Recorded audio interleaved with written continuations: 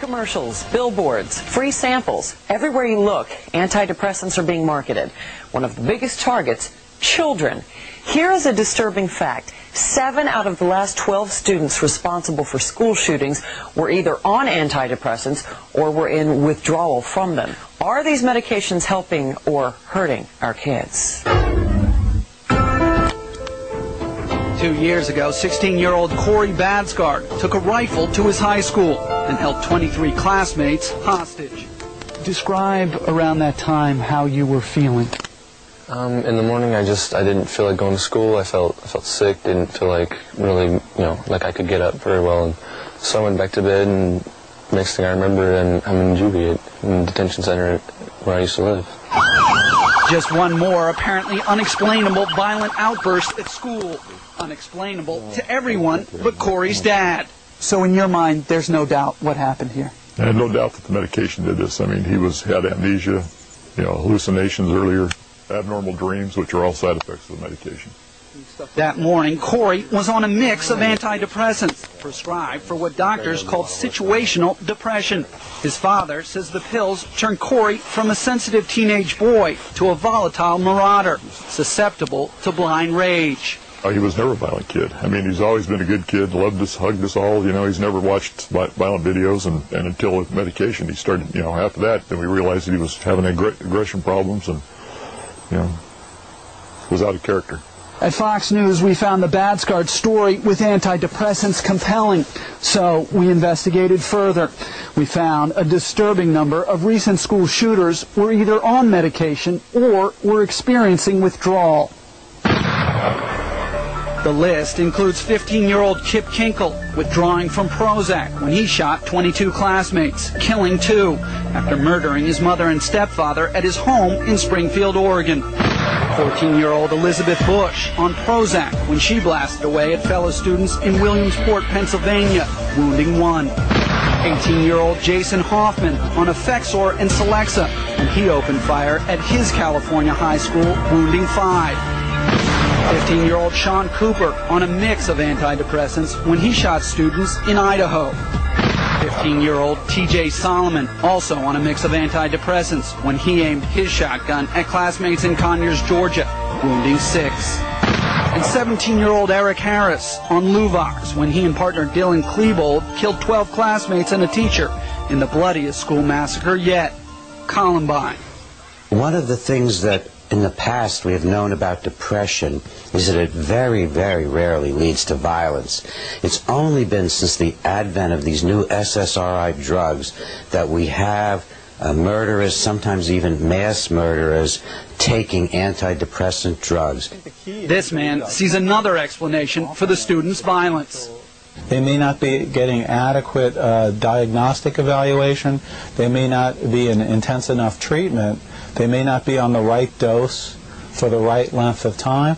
Dr. Eric Hollander is a consultant for various drug companies, including the maker of Paxil. There's no evidence that being on an antidepressant medicine would increase the likelihood of homicide or suicide. As the number of drugs increased, so too have the number of school shootings. Bruce Wiseman runs a group that has monitored long-term effects of antidepressants on kids for years.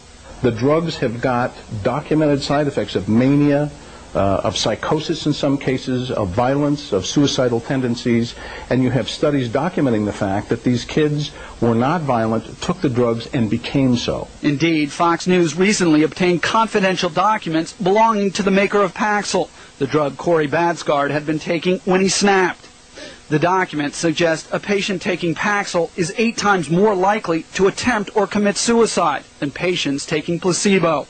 And data publicly available from the drug companies show a small percentage of patients on all antidepressants experience mania, a state of mind sometimes associated with violent outbursts. When you take the figures of one drug manufacturer talked about maniacal behavior of 4%. Well, if there are, as some reports say, 2 million kids on these drugs, that's 80,000 time bombs waiting to explode. Waiting to explode. That's exactly what Corey Badsgard's father said happened to Corey on antidepressants. He says the solution is simple. Stop drugging our children. Just stop medicating the kids and I don't think we'll have these problems, or as many as we do now. and Corey agrees. He's out of jail and off the drugs. And he says he's doing just fine. Age 7 and 8, their horse-drawn funeral procession wagons will pass right by us here in front of this church, John. Rick Leventhal in Lancaster. Rick, thank you very much. Tragedies like this one in Pennsylvania and in Colorado last week seem to be inexplicable. But listen to this. More often than not, antidepressants are involved. In Colorado, for instance, police found antidepressants in suspects Dwayne Morrison's Jeep. We still don't know if the Amish school gunman Roberts was taking anything, but we do know the FDA recently warned doctors that antidepressants can cause both suicidal and homicidal thoughts. In 2002, Big Story correspondent Douglas Kennedy was the first national reporter to expose the link between antidepressants and violence, a report that sparked congressional hearings. He is here with us now. So what do we know about this, Douglas? John, 4 years ago, we showed that 7 out of the 12 previous school shooters were either on antidepressants or were withdrawing from antidepressants. Shooters like Kip Kinkle, Elizabeth Bush, and Eric Harris at Columbine. Since then, the trend has continued with 16-year-old Jeff Weiss, who in 2005 snapped while on Prozac, killing 9 people and wounding 5 at his high school in Red Lake, Minnesota.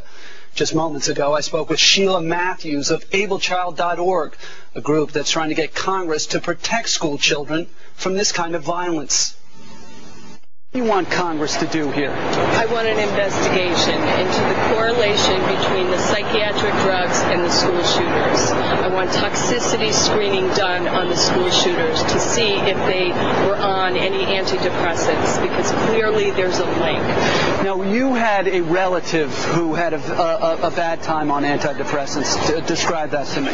My brother-in-law committed suicide while withdrawing from antidepressant norepinephrine. It's an older antidepressant, totally out of character, a loving man. We miss him dearly, and we want to prevent this from happening. And you run into lots of stories like that. That's Describe correct. Some of those. As a founder of Able Child, victims come to us all the time. Their children are committing suicide on these drugs, and we're very concerned. It's a public health issue.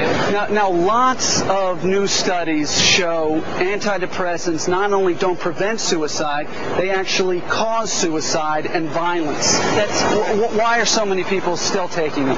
Because the evidence is not being broadcast, and I think it's time with all these school shootings that we take a look and we get evidence-based from toxicity screening on the school shooters, on victims of suicide, and start bringing the evidence forward to the American people, because once they know, they'll see the correlation. Now, Matthew says the real problem with antidepressants is how many people are taking them right now. That's about 30 million Americans. Studies show about 5% of them will develop mania. So if you do the math, that's about 1.5 million potential maniacs waiting to explode. Yo.